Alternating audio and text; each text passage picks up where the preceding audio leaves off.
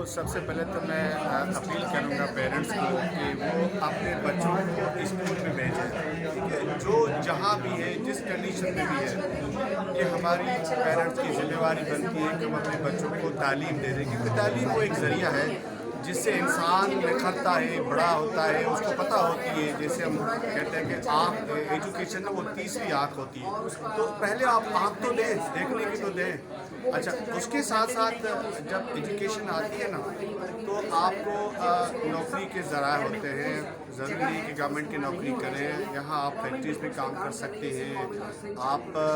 کے پاس ایک اویئرنیس آتی ہے، ایک نالج آتی ہے کہ اس معاشرے میں آپ اپنا کردار ادا کر سکتے ہیں۔ سر آپ سیکرٹری لیبر بھی ہیں اور آپ دیکھ رہے ہیں اس وقت پہلے جو تنخواہ تھی وہ 17,000 تھی، اب اس کو 20,000 کر دیا گیا آنے والے بجٹ میں جو جولائی میں امپلیمنٹ ہوگا۔ اب یہ کس طرح امپلیمنٹ ہوگا یا سندھ کے اندر اس کو کوئی ہے آپ کے پاس کا طریقہ؟ جی، ہمارے ہاں ایک ٹرائپارٹائٹ کمیٹیز ہے جس کا ڈائریکٹر جنرل لیبر جو چیئرمین ہوتا ہے، اور اس میں 3-4 بڑے جو امپورٹنٹ لیبر لیڈرز ہیں اور 3-4 امپلائرز ہوتے ہیں، ان کی میٹنگ ہوتی ہے جو اس کو امپلیمنٹ کرتے ہیں۔ اس کے ٹی او آر میں لکھا آتا ہے کہ وہ ٹاسک فورس جو ہے وہ منیمم ویج کو امپلیمنٹ کرتا ہے، تو ہمارے پاس پورا میکینزم ہے۔